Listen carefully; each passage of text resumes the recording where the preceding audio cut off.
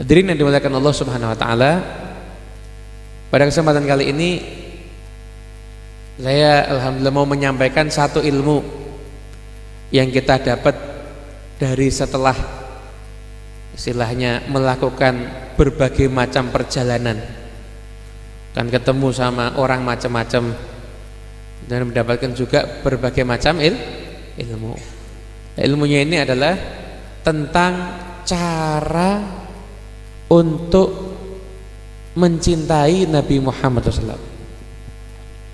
Jadi intinya begini, kita itu tidak bisa mencintai Nabi hanya seperti cinta kita sama anak, atau cinta kita sama bapak, atau cinta kita sama lawan jenis, atau cinta kita sama teman. Tidak bisa. Rasulullah itu harus dicintai lebih daripada itu. Rasul itu harus dicintai lebih daripada itu. Nggak bisa sama dengan cintanya orang tua, harus kita lebihkan. Lalu itu merupakan syaratnya iman kok. Kalau orang nggak punya itu, nggak punya iman, nggak punya cinta, maka dia nggak punya iman. Nggak sempurna imannya, nggak sempurna imannya. La yu'minu ahadukum, nggak sempurna iman salah seorang di antara kalian hatta akuna, kata Nabi, sampai aku ahabba ilaihi, lebih dia cintai, min walidihi, daripada ayahnya, wa waladihi, daripada anaknya, wa nasi ajmain, dan daripada semua manusia. Harus lebih dicintai. Dan karena itu makanya mencintai Nabi Muhammad SAW itu tidak asal-asalan. Kita terus datang duduk sini terus lama-lama cinta, ya belum tentu. Kalau nggak ada upaya agar bisa mencintai Nabi. Dan orang yang paling rugi adalah orang yang nggak bisa mencintai Nabi Muhammad. Banyak orang nanti orang ini akan merasakan keluar daripada dunia, padahal dia hidup di dunia penuh kemewahan, tapi dia tetap rugi karena tidak merasakan yang paling nikmat di dunia ini, yaitu mencintai Rasulullah SAW. Nah, untuk bisa mencintai Nabi, maka ada 3 tahapan. Ada ma'rifah, mahabbah, ittiba. 3 poin ini: ma'rifah, mahabbah, ittiba.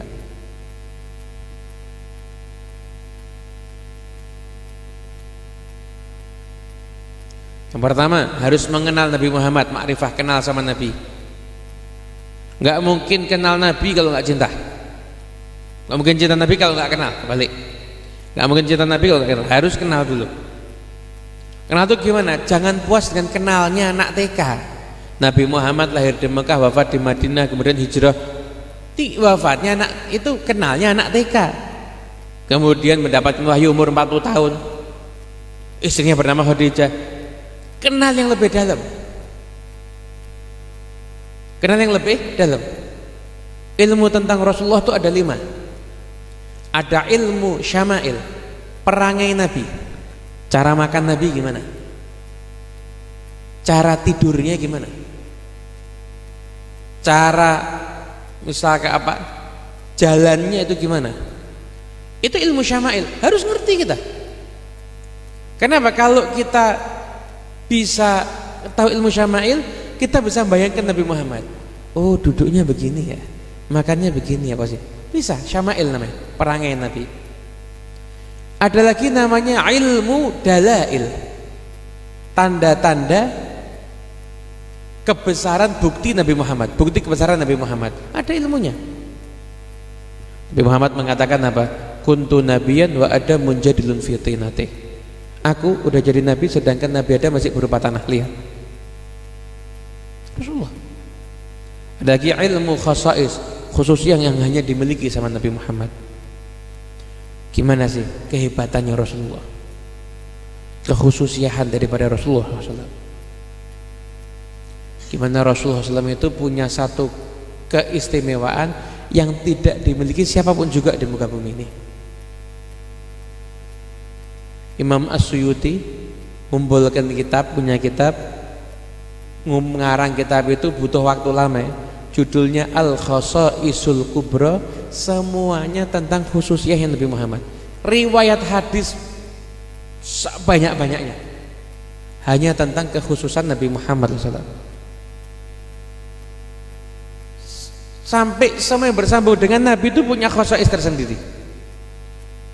Itu pernah Anas bin Malik ketika itu dia ada tamu, hawa panas, ambil kain untuk ngusap mukanya itu, sapu tangannya itu untuk ngusap muka. Terus saya panggil pembantunya, bersihkan sapu tangannya ini. Oh iya, pembantunya tuh bersihkan, bukan ngambil air, ngambil cutik, lemparkan ke api, dilemparkan ke api. Tamunya kaget, loh, ya Allah, kok dilemparkan ke api ini, kebakar ini. Dilihat, enggak, cuma kotorannya aja yang hilang, sama sekali enggak kebakar. Terus bin Malik ketawa, heran ya. Iya, mengherankan ini. Ini sapu tangan pernah dipakai Nabi Muhammad SAW. Api nggak bisa bakar. Khasais itu kekhususan untuk Rasulullah SAW. Khasais itu. Nah, kemudian juga lagi ilmu fadhail, keutamaannya Nabi Muhammad dibandingkan semua orang, bahkan dibandingkan para nabi yang lainnya. Nabi Musa minta lihat Allah. Allah mengatakan apa? Lantaroni, engkau enggak akan bisa melihat aku. Tapi Nabi Muhammad enggak pakai minta diundang kepada Allah. Lalu Allah mengatakan apa? Ma kadzabal fuadu ma ra'a. Tidaklah hati itu berbohong terhadap apa yang dia lihat. Ilmu fadl, keutamaan Nabi Muhammad.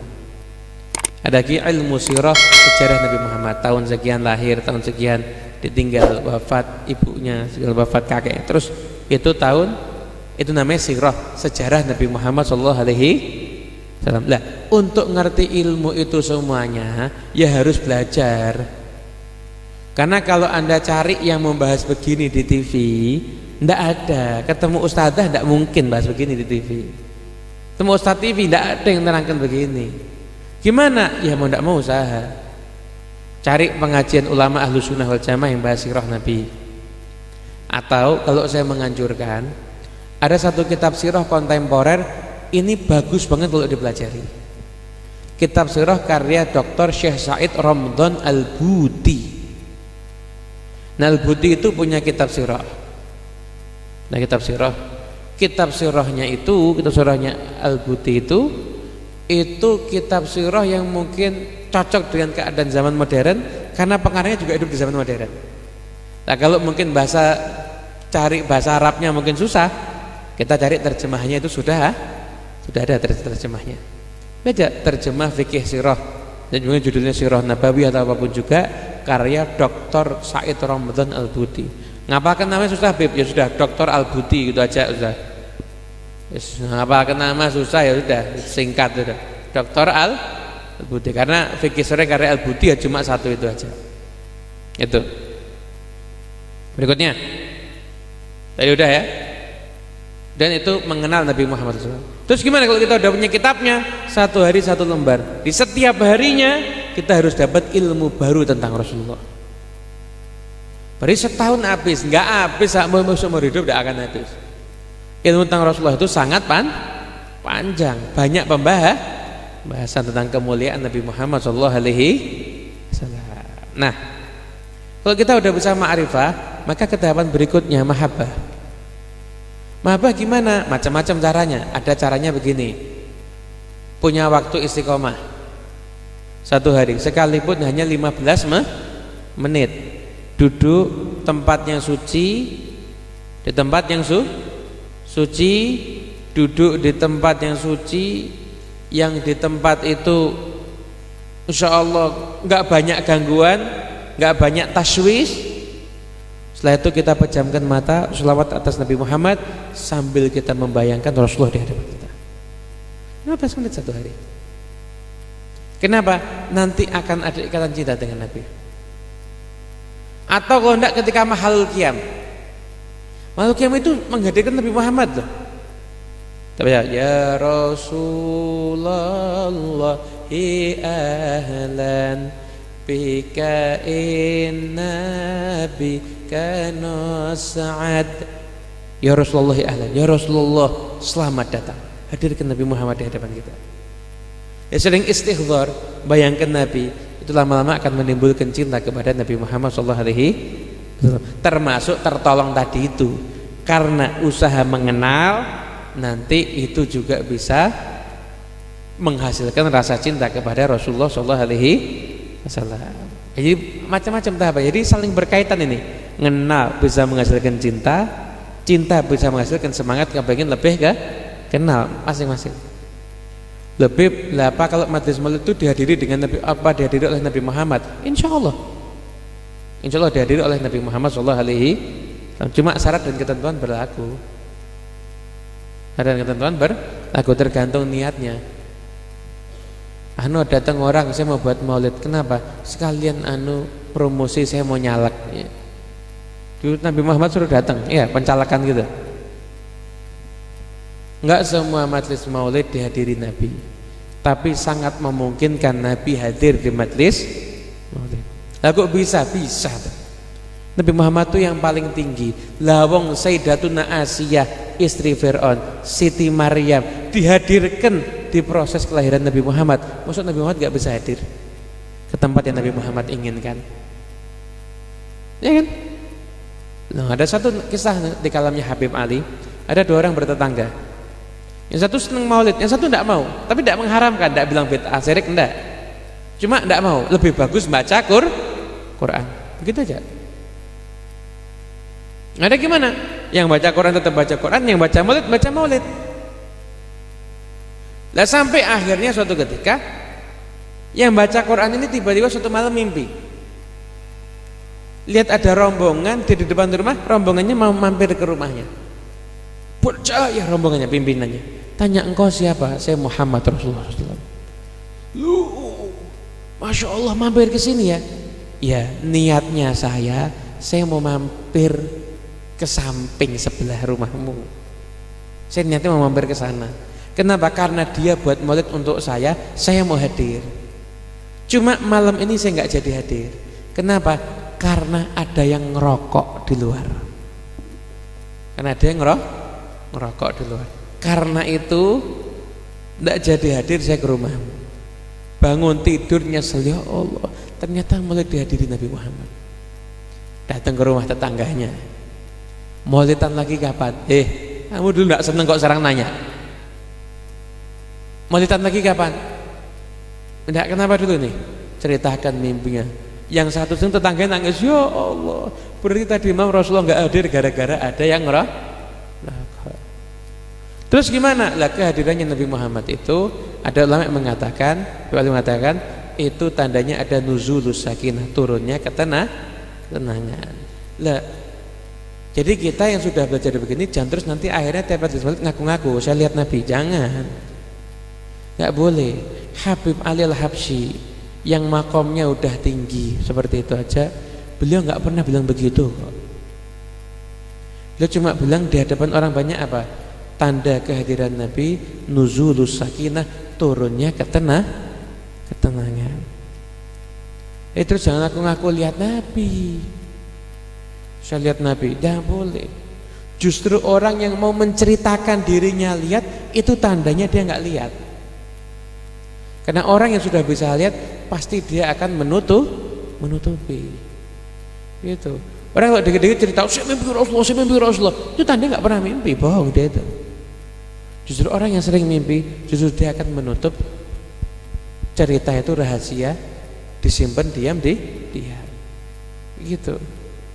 Jadi yang makom Habib Ali aja seperti itu aja nggak pernah ngaku-ngaku lihat Nabi Muhammad di majelis maulid kok. Padahal itu Habib Ali Al-Habsyi sudah mimpi ketemu Nabi, udah yaqadhah dengan Nabi. Lah apalagi levelnya seperti saya misalkan. Makanya ini ada di sini, jangan pernah percaya kalau saya sampai bilang di majelis maulid ini hadir Nabi Muhammad, jangan pernah percaya. Kenapa? Karena Muhammad bin Husain Al-Habsyi levelnya tidak sampai seperti itu. Levelnya baru bisa ngajar, baru bisa mengenalkan orang biar bisa kenal dengan Nabi Muhammad. Levelnya baru segitu.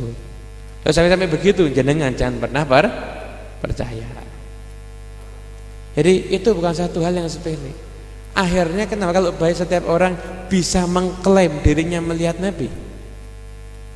Lah ini kan bahaya, akhirnya orang-orang awam nanti akan jadi bingung. Iya kalau dia mengklaim dari Maulid. Lah kalau tiba-tiba dia datang konser dan lihat Nabi di situ, gimana? Bahaya kan itu? Nah, jadi hati-hati dah sama yang pasti seperti itu kita harus berhati-hati. Nah, jadi mahabbah itu bisa terjadi ketika kita mengistihdhar, menghadirkan Nabi Muhammad SAW. Yang ketiga, ittiba, ngikuti. Kita mau ngikutin Nabi 100%, yakin siapa sih yang kuat di antara kita? Ngikutin Nabi 100%, siapa yang kuat di antara kita? Terus gimana? Belajar ngikuti. Gimana? Buat program. Minggu ini saya mau mengamalkan sunnah duha. Seminggu jangan putus loh sunnah duha. 4 rakaat. Minggu depan saya mau mengamalkan sunnah tersenyum. Ini sunnah Nabi tersenyum. Sebanyak orang yang mengikuti sunnah Nabi tapi merengut terus mukanya. Senyum itu sunnahnya Nabi Muhammad SAW. Sunnah Nabi tersenyum. Jadi tiap ketemu orang, assalamualaikum, senyum. Orang senyum. Latihan senyum terus. Jangan terus ngaca senyum sendiri, jangan. Ngaca senyum sendiri diintip sama orang. Oh, karena egoisan itu berarti. Gitu. Atau jangan senyum sama istri tetangga juga jangan ya. Senyumnya tetap pada porsinya masing ketemu temannya. Assalamualaikum, senyum. Dan ini sudah jarang senyum loh kadang-kadang sampai orang itu lupa caranya senyum. Ayo kita 1 minggu sunnah senyum. Terus jalan mesel. Assalamualaikum. Kita ini sekarang ucapin salam cuma sama yang kita kenal ya. Ya kan? Itu fitnah akhir zaman begitu. Ayyakuna salam alal ma'rifah. Orang hanya mengucapkan salam sama yang dia kenal. Terus gimana? Nah, kalau kita ketemu orang selalu tidak kenal, kalau dia ngajak salaman, assalamualaikum warahmatullahi wabarakatuh. Terus akan ketemu sama orang yang dia tuh benar-benar yakin muslim ya. Jangan terus lewat pastor assalamualaikum Mbak, jangan. Yakin muslim, assalamualaikum warahmatullahi wabarakatuh gitu ya. Itu namanya ngikuti sunnah Nabi. Berikutnya sunnah memaafkan. Berikutnya lagi sunnah qobliyah zuhur. Berikutnya lagi sunnah tahajud. Terus gimana? Ini kalau sunnah kita jalankan seminggu, tidak mungkin hilang 100%. Ketika kita pindah nanti ke sunnah yang lainnya, pasti masih nyantol.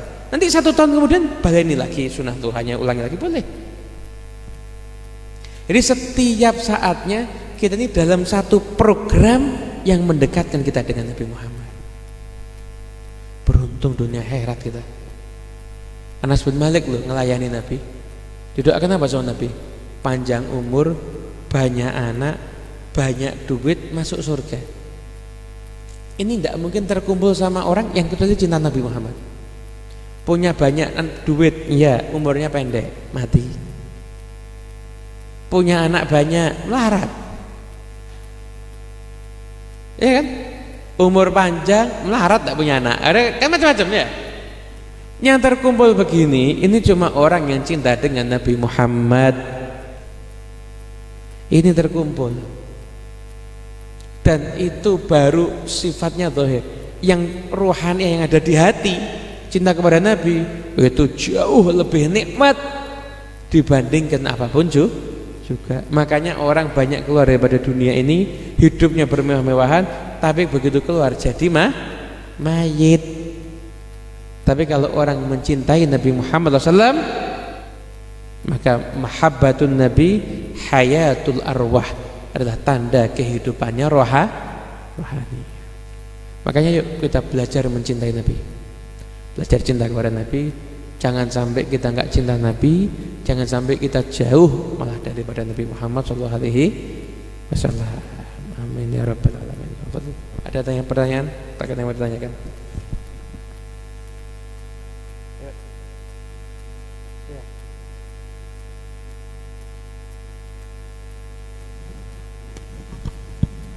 Assalamualaikum warahmatullahi wabarakatuh. Pertanyaan titipan dari kakak Habib tentang bacaan sholawat. Sebenarnya yang paling utama bacaan sholawat itu bacaan sholawat apa lafadznya. Jadi misalkan kalau baca Shallallahu ala Muhammad tok bisa dapat 1000, tapi kalau bacanya agak panjang ditambah wa ala alihi wa ashabi enggak 1000. Itu lebih utama mana? Yang kedua,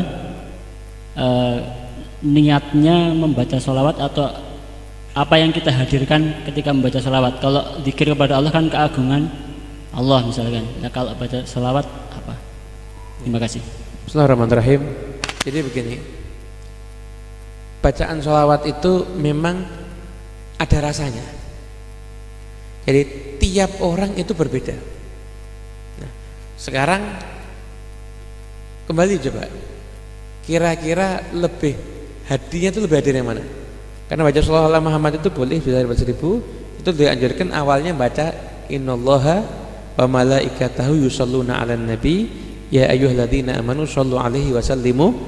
Itu Habib Atas Habsyi ada di Jeddah begitu. Itu baca Shallallahu alaihi Muhammad itu sampai ribuan itu. Kalau memang dia merasakan kenikmatan di situ, silakan di situ aja berarti. Tapi ketika dia nyoba, andai kok enggak pakai walali wasahbi kok enggak enak ya. Ada pakai walali wasahbi, oh saya lebih nikmat, tapi enggak bisa banyak, enggak apa-apa. Enggak ada masalah. Tapi yang penting mana yang klik di hati kita. Dua-duanya klik, ya dua-duanya dibaca. Dua-duanya enggak klik, ya dua-duanya dipaksa biar klik ya. Dipaksa biar klik. Jadi terserah, itu sama-sama bagus. Cuma mungkin ketika wa ala alihi wasahbi itu ada masing-masing ada levelnya tersendiri ya, ada kelebihan tersendiri. Seperti ada sate ayam sama soto ayam, dia punya rasa dewe-dewe ya. Dibandingkan ya tidak bisa, tidak apple to apple. Yang doyan seperti yang doyan manis ya senangnya mungkin sama sate ayam. Yang doyan asin mungkin atau pedas senangnya sama soto ayam, bisa jadi begitu. Lah rasanya sholawat dzauknya itu juga kurang lebih sama. Jadi silahkan mau yang manapun juga itu sama-sama bagus. Sama-sama bagus. Ada kelebihannya sendiri. Yang pertama. Yang kedua, ketika kita membaca sholawat yang kita hadirkan adalah Nabi Muhammad SAW. Seakan-akan kita memberikan satu hadiah yang istimewa, yang besar, yang agung kepada Rasulullah SAW. Itu yang kita hadirkan ketika bacaan sholawat kita gitu. Kita baca sholawat dihadirkan gitu. Bayangkan Nabi Muhammad, ya Allah, Nabi Muhammad ini senang kalau saya baca sholawat begitu. Muhammad ini bahagia kalau saya baca sholawat begitu. Insya Allah nanti akan ada ruhaniyahnya sholawat, nanti bisa ketemu. Bisa begitu kecanduan sholawat nanti. Ngobrol sama orang tuh malah semangat, pengennya sholawat terus. Pengennya sholawat terus. Masya Allah. Ada lagi? Ibu juga boleh.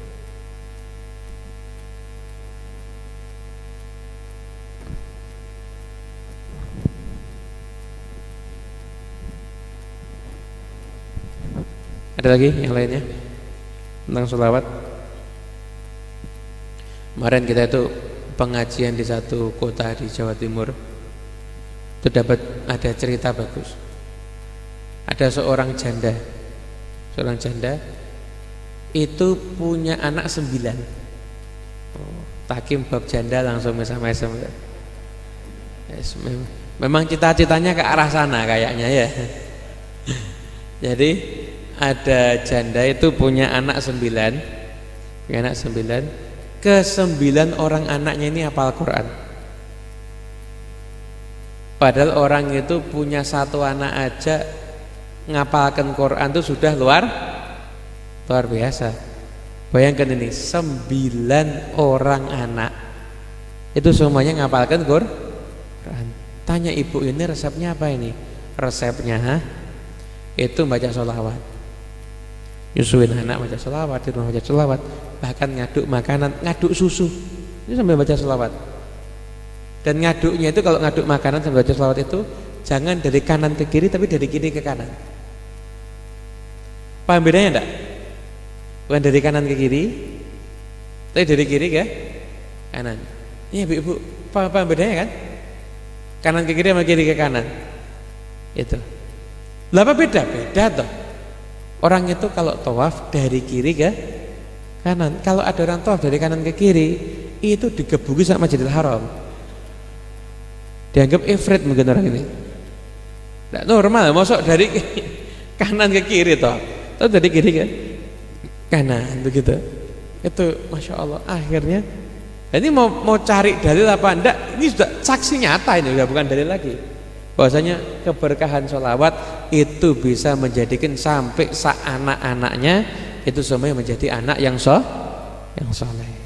Nah, itu berkatnya sholawat atas Nabi Muhammad Shallallahu Alaihi Wasallam.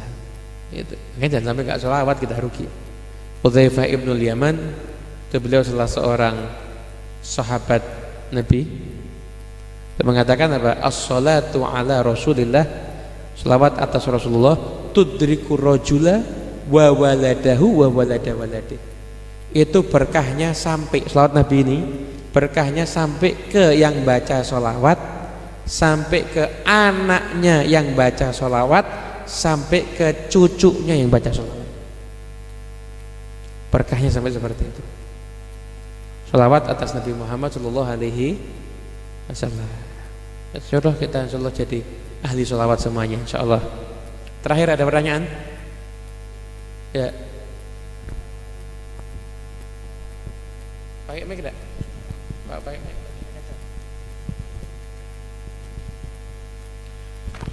Assalamualaikum warahmatullahi wabarakatuh. Assalamualaikum warahmatullahi wabarakatuh.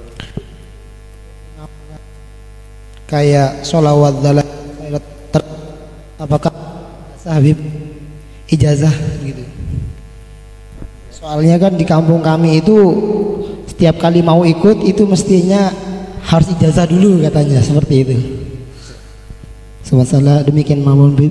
Assalamualaikum warahmatullahi wabarakatuh. Assalamualaikum warahmatullahi wabarakatuh. Bismillahirrahmanirrahim. Apakah sholawat itu kalau dibaca harus pakai ijazah? Sebenarnya tidak harus juga sih. Siapapun juga ulama yang dia buat sholawat itu tujuannya kan biar diamalkan. Lah ketika kita bisa ngamalkan aja dulu. Namun ketika kita nanti bisa ketemu sama yang bisa ngasih ijazah, minta ijazah. Tapi kalau untuk syarat mengamalkannya nggak harus ijazah. Amalkan aja. Tapi nanti kalau kita ketemu dengan yang bisa ngasih ijazah, ya minta ijazah. Contoh. Ada sholawat Al-Fatih. Al-Fatih lima ughliq wal khatimi lima sabaq nasiril haqqi bil haqq wal hadi ila siratal mustaqim wa ala alihi washabihi haqqa qadrihi wa miqdarihil azim. Itu sholawat yang dipopulerkan oleh Thariqah Tijaniyah. Terserah ngamalkan itu boleh enggak? Boleh aja. Tapi kalau nanti kita ketemu dengan ulama yang mungkin punya sanad bersambung dengan si muallif sholawat ini, silahkan minta ijazah. Minta ijazah itu nggak ada masalah gitu. Paham ya? Wallahu a'lam bissawab. Anallahu ta'ala alaikum futuhal arifin fiqhina yakum fi din wa alimna wa iyyakum ta'wil wa hadina yakum ila sawa'is sabil. Rabbana hab lana min azwajina wa dhurriyyatina qurrata a'yun waj'alna lil muttaqina imama. Rabbana atina fid dunya hasanah wa fil akhirati hasanah wa qina adzabannar. Alhamdulillahirabbil alamin. Bisirril Fatihah. Billahi minasyaitonir rajim. Bismillahirrahmanirrahim. Alhamdulillahirabbil alamin. Arrahmanir rahim. Maliki yaumiddin. Iyyaka na'budu wa iyyaka nasta'in. Ihdinas siratal mustaqim. Siratal ladzina an'amta 'alaihim ghairil maghdubi 'alaihim waladdallin. Amin. Bismillahirrahmanirrahim. Allahumma salli wa sallim ala sayyidina iftahi babi rahmatillah. La salatan wa salaman daimaini bidawami mulkillah. Allahumma ij'al fi ta'atika farahi wa sururi, dhatika jami'a umuri. Allahumma ya alim bihalati, mutali ala sarairi wa niyati, iqdi jami'a hajati, waghfir dhunubi wa sayyiati, wa tajawaz an khati'ati wa zallati, taqabbal jami'a hasanati ni fima madha wa ma yati. واكتبني في ديوان ساداتي واسلك بي سبيل نجاتي في حياتي ومماتي وما إني طامع في عطاك راغب في رضاك مستسلم لقضاك فاكتبني من أولياك اسلك بي سبيل هداك الحقني بأسفياك صلى الله على سيدنا محمد الحمد لله رب العالمين. Assalamualaikum warahmatullahi wabarakatuh. Nah, jangan beranjak dulu sampai konsumsinya sampai ke tempat jenengan masing-masing.